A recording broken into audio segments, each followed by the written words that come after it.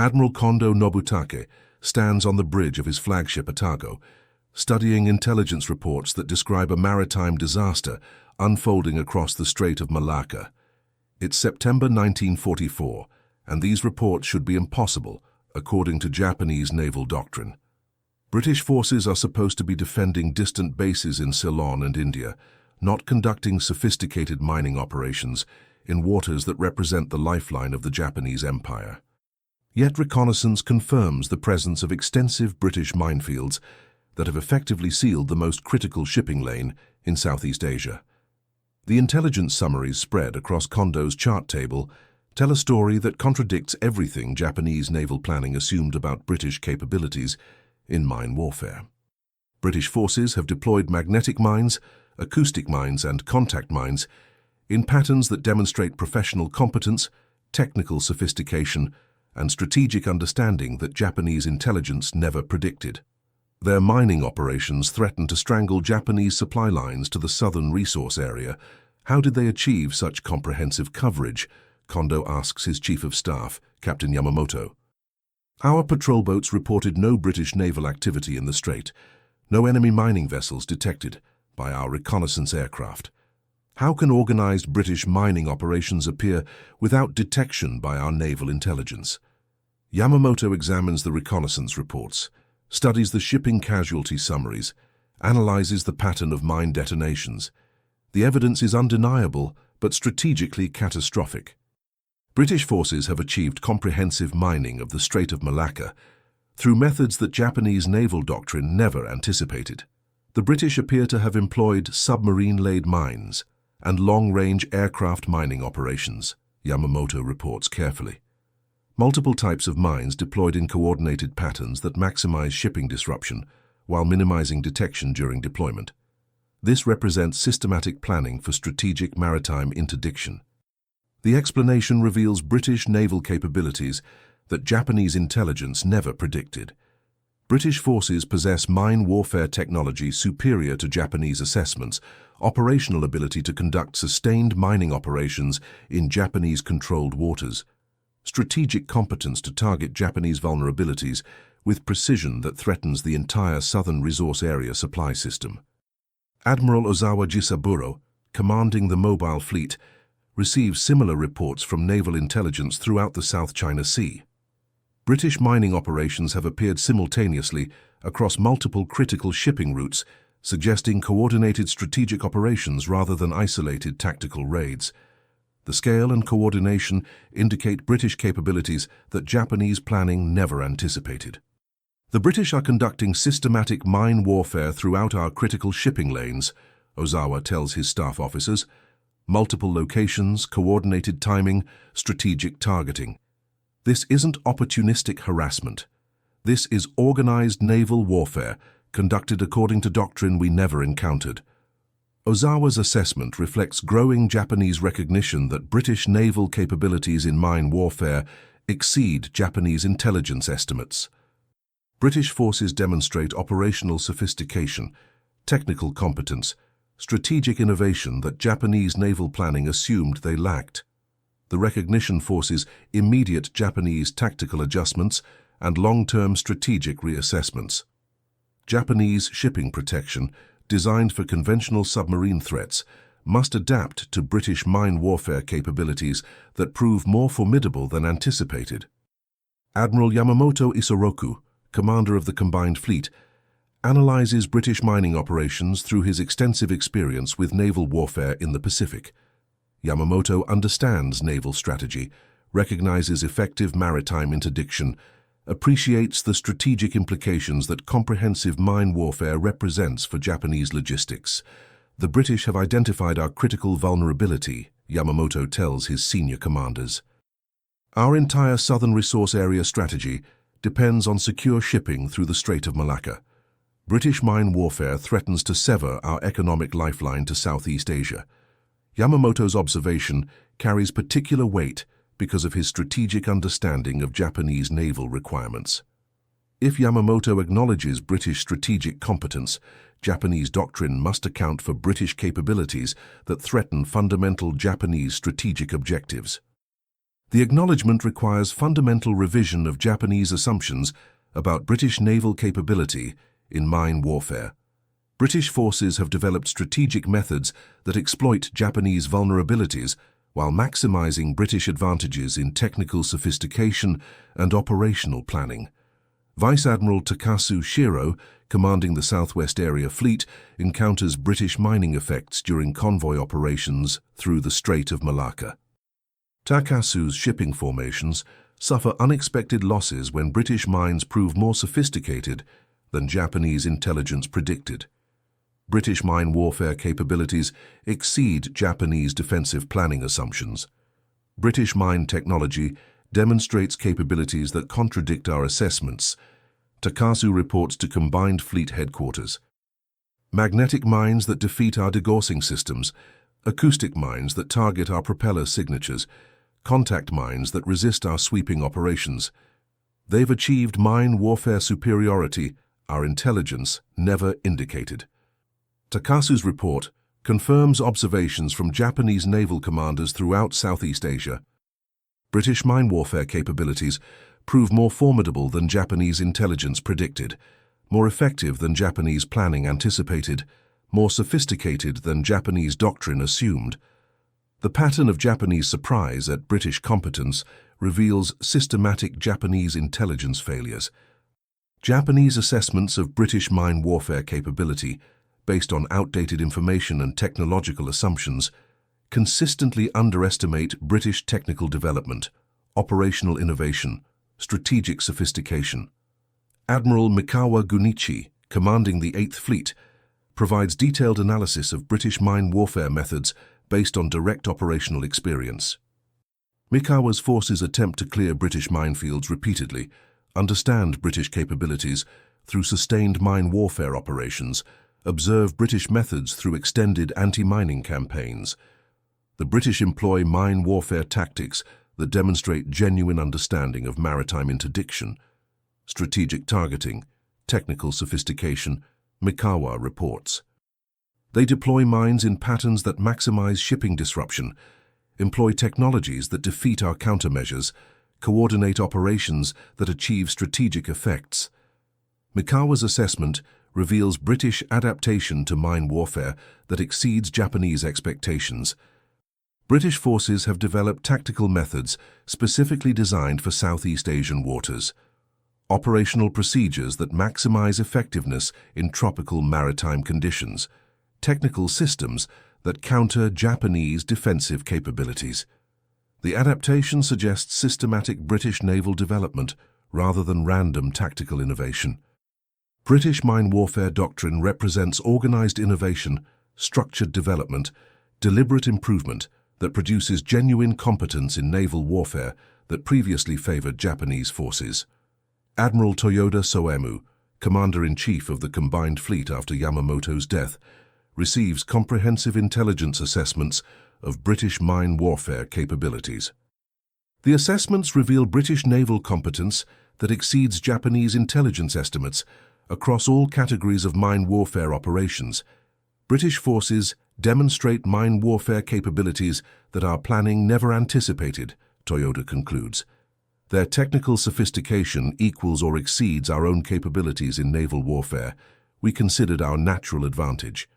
They've achieved strategic superiority in maritime interdiction that threatens our fundamental logistics. Toyoda's assessment represents senior Japanese recognition that British naval capabilities in mine warfare equal Japanese capabilities in specific areas.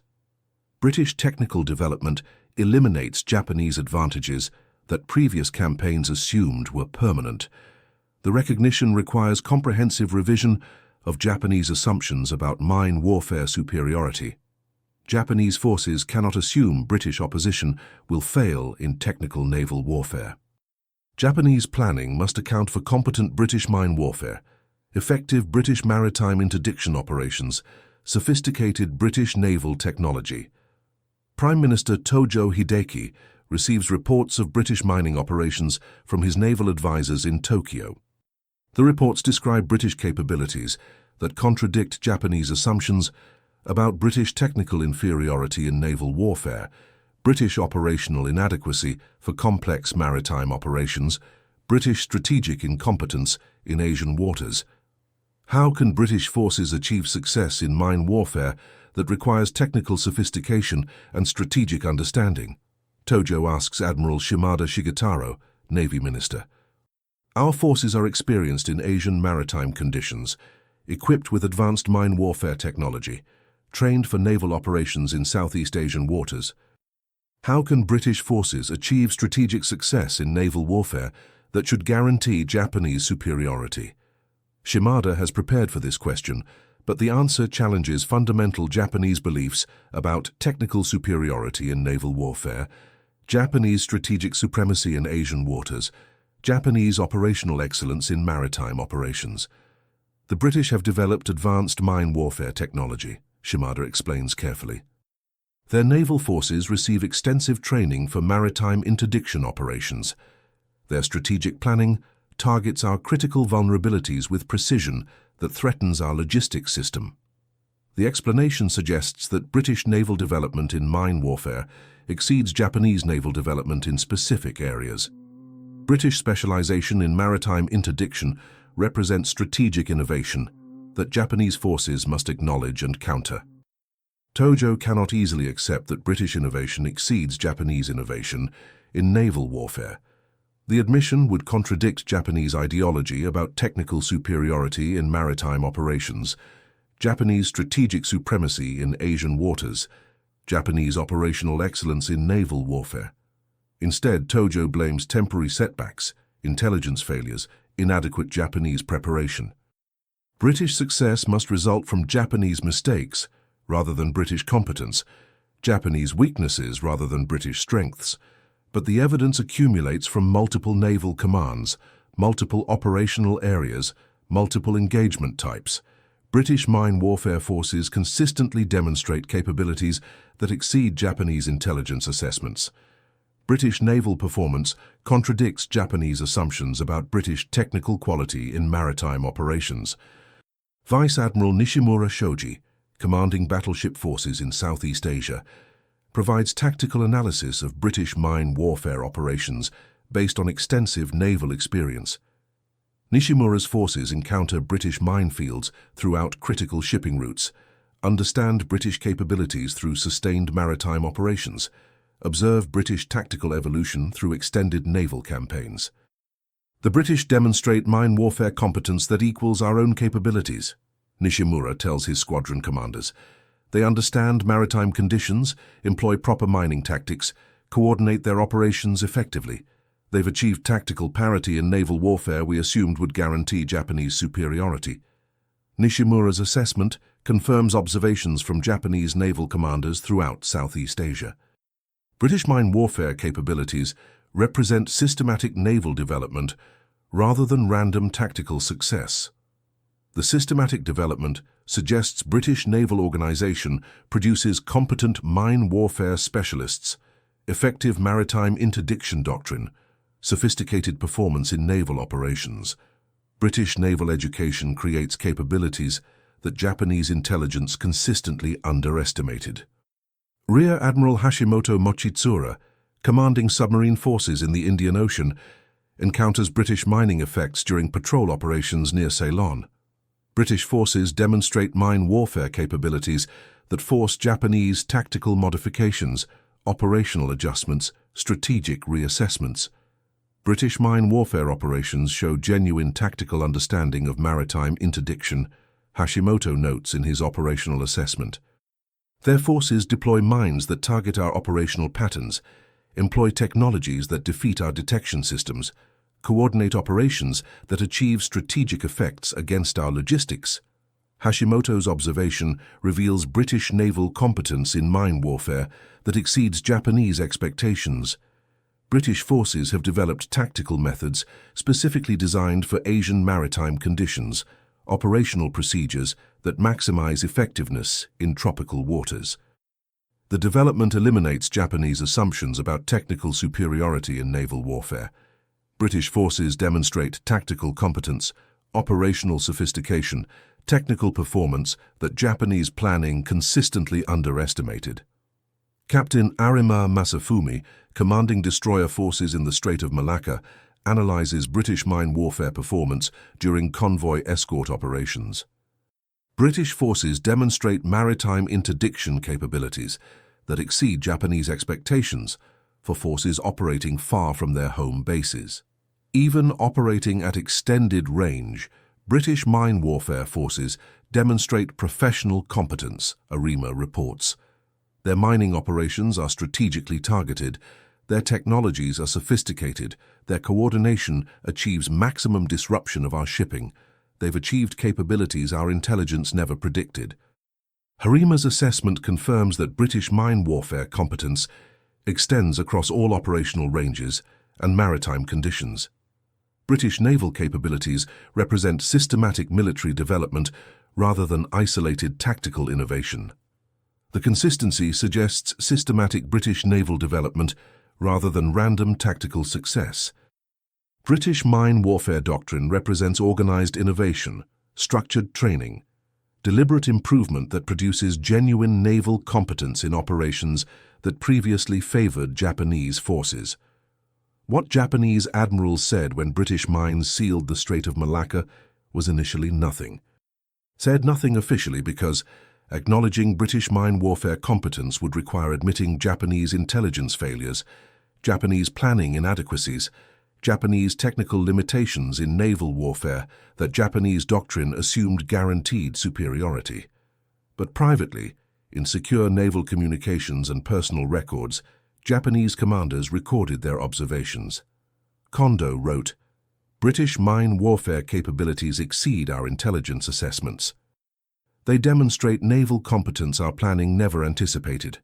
Ozawa noted, "British forces employ professional mine warfare tactics that achieve genuine strategic effectiveness.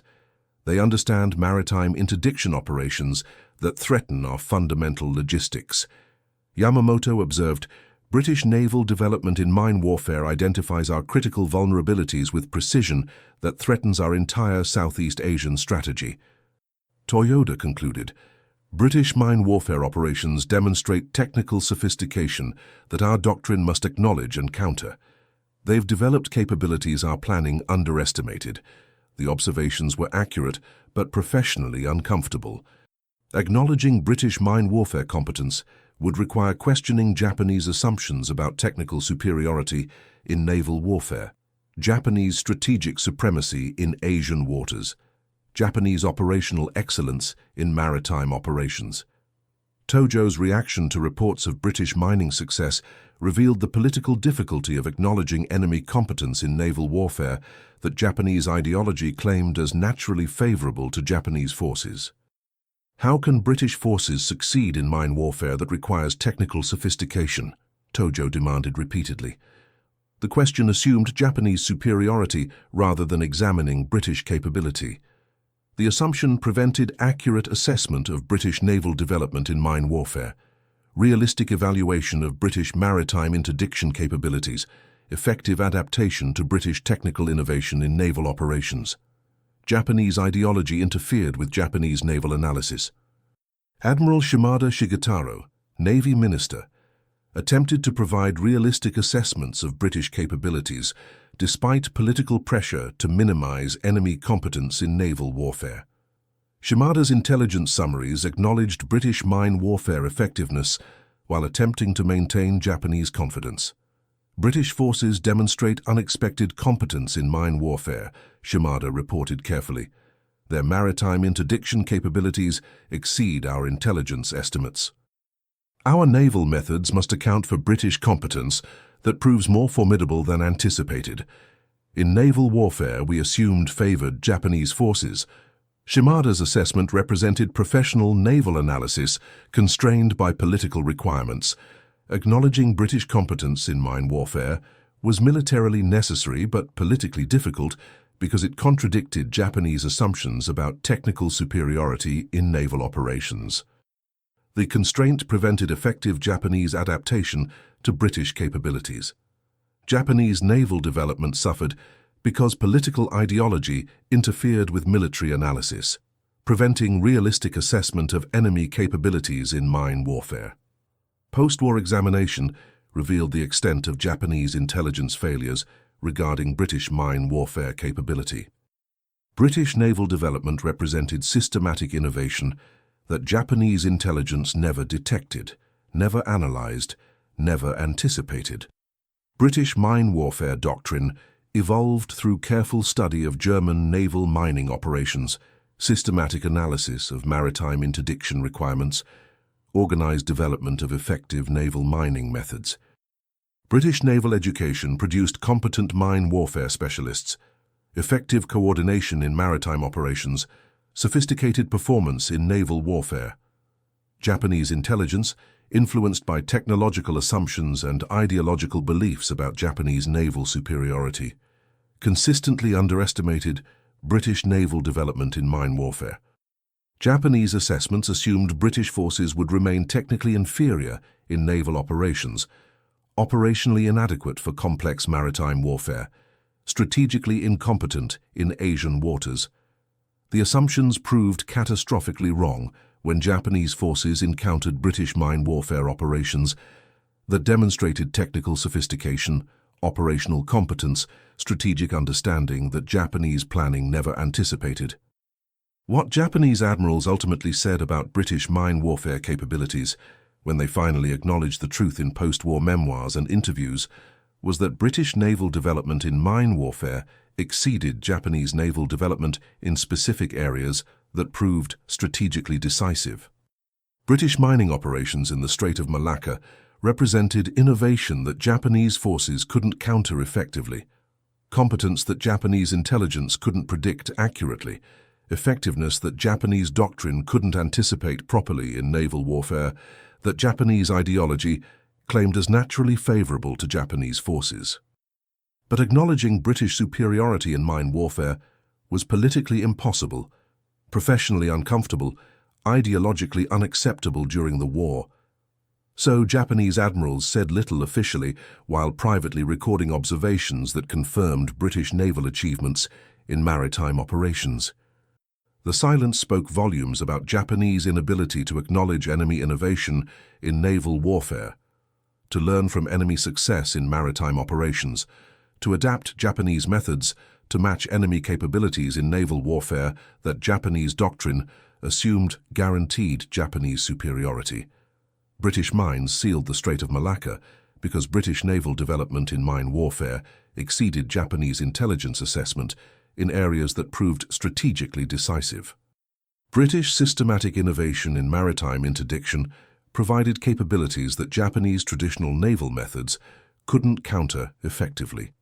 What Japanese admirals said about British mine warfare competence when they finally admitted the truth was that British organization in naval operations exceeded Japanese organization in specific areas that mattered most for maritime interdiction. But they said it too quietly, too late, too privately to change the naval methods that British competence had already rendered inadequate. British success in mine warfare represented naval innovation that Japanese forces couldn't match quickly enough to matter. British systematic development in maritime operations provided the foundation for British strategic effectiveness, British operational success, British demonstration that Japanese naval superiority wasn't universal or inevitable. The sealing of the Strait of Malacca marked the beginning of the end for Japanese logistics in Southeast Asia. The collapse of Japanese assumptions about naval superiority in Asian waters, the recognition that British naval development had achieved capabilities that Japanese forces could no longer counter effectively with available resources and existing methods.